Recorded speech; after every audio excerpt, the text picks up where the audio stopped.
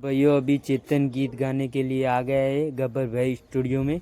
अभी गीत कैसा गाता है मज़ा आ जाएगा। ये वीडियो शेयर कर देना, पूरा वीडियो देख के जाना। अभी चेतन गीत गाता है, ढेणा ढेणा घूघरा वागता था, ये वो गीत चालू करशे हमने।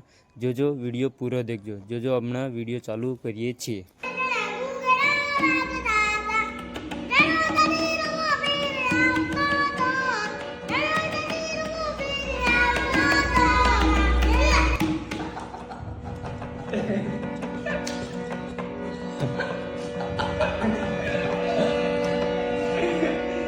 अभी देसी भजन चालू होगा, देखना मज़ा आ जाएगा। देसी भजन कैसा गाता है ये देखिए, कॉमेडी भजन है पर जोरदार गाएगा ये भजन। जब रूप दात उसके कमेंट शेयर कर देना मेरे भाइयों, सब्सक्राइब कर देना। वीडियो गमे तो सब्सक्राइब भी कर देना।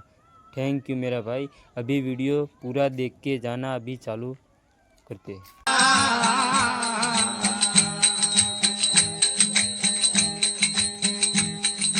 काले मरो तो आज मरो मो दूजे परणे लाव रे दूजे परणे लाव।